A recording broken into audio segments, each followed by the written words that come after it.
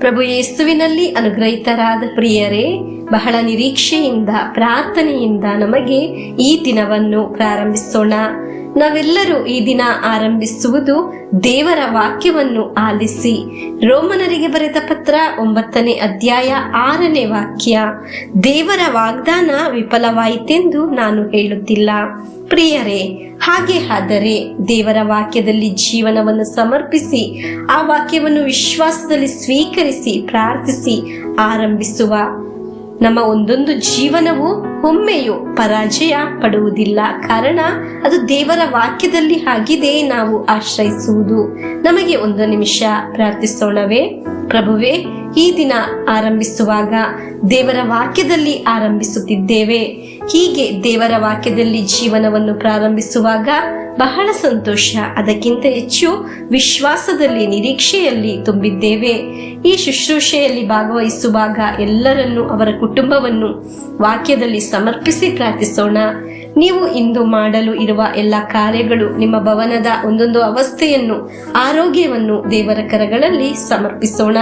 ಶಾಂತಿ ಸಮಾಧಾನದ ಜೀವನವು ಎಲ್ಲಾ ಕಾರ್ಯದಲ್ಲಿ ಉಂಟಾಗಲು, ಎಲ್ಲ ಕಾರ್ಯದಲ್ಲಿ ದೇವರ ಸಂರಕ್ಷಣೆ ಇರುವ ಅನುಭವ ಉಂಟಾಗಲು ಪ್ರಾರ್ಥಿಸೋಣ. ಆಮೇನ್. ಪುನಃ ಒಂದು ವಾಕ್ಯವನ್ನು ಆಲಿಸೋಣ. ಸಿರಾಕನ ಗ್ರಂಥ 42ನೇ ಅಧ್ಯಾಯ 15ನೇ ವಾಕ್ಯ.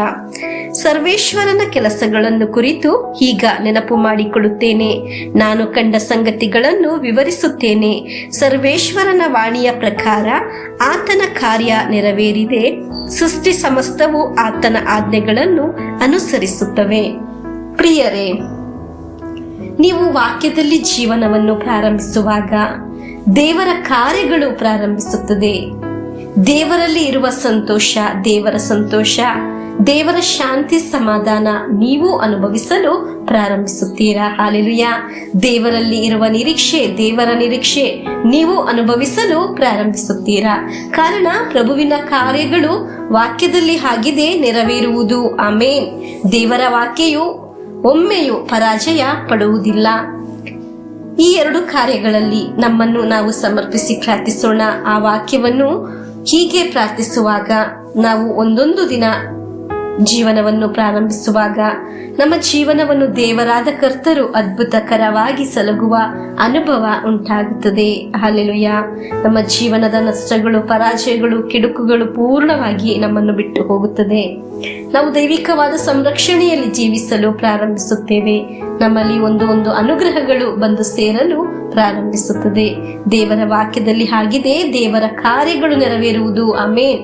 ನಮಗೆ ವಿಶ್ವಾಸಿಸಿ ಪ್ರಾರ್ಥಿಸೋಣ. ಪ್ರಿಯರೇ, ನಿಮ್ಮ ವಾಕ್ಯವನ್ನು ವಿಶ್ವಾಸಿಸಿ ಸ್ವೀಕರಿಸಿದ ನನ್ನಲ್ಲಿ, ನನ್ನ ಕುಟುಂಬದಲ್ಲಿ ನಿಮ್ಮ ಕಾರ್ಯಗಳು ಸಂಭವಿಸಲಿ. ನಿಮ್ಮ ಅನುಗ್ರಹಗಳು ನನ್ನಲ್ಲಿ, ನನ್ನ ಶುಶ್ರೂಷೆಯಲ್ಲಿ ಉಂಟಾಗಲಿ. ಪವಿತ್ರಾತ್ಮರ ಕೃಪಾ ವರಗಳು ಉಂಟಾಗಲಿ. ನಮ್ಮ ಕುಟುಂಬದಲ್ಲಿ ಇಂದಿನ ಎಲ್ಲಾ ಕಾರ್ಯಗಳು ನೆರವೇರಲಿ. ದೇವರ ಕಾರ್ಯಗಳು ಅನುಭವ ನಮಗೂ ಅನುಭವಿಸಲು ಸಾಧ್ಯವಾಗಲಿ ಎಂದು ಪ್ರಾರ್ಥಿಸಿ ಪ್ರಭು ಯೇಸುವಿನ ಆಶೀರ್ವಾದವನ್ನು ಸ್ವೀಕರಿಸೋಣ. ದೇವರ ವಾಕ್ಯ ಒಂದು ವ್ಯಕ್ತಿ ವಿಶ್ವಾಸದಲ್ಲಿ ಸ್ವೀಕರಿಸುವಾಗ ದೇವರ ಕಾರ್ಯ ನಿನ್ನಲ್ಲಿ ಸಂಭವಿಸುತ್ತದೆ. ಹಲ್ಲೆಲೂಯಾ. ಆಮೆನ್. ನಮ್ಮ ಪ್ರಭು ಯೇಸು ಕ್ರಿಸ್ತರ ವರಪ್ರಸಾದವು, ದೇವರ ಪ್ರೀತಿಯು, ಪವಿತ್ರಾತ್ಮರ ಅನ್ಯೋನ್ಯತೆಯು ನಮ್ಮೊಡನೆ ಇರಲಿ.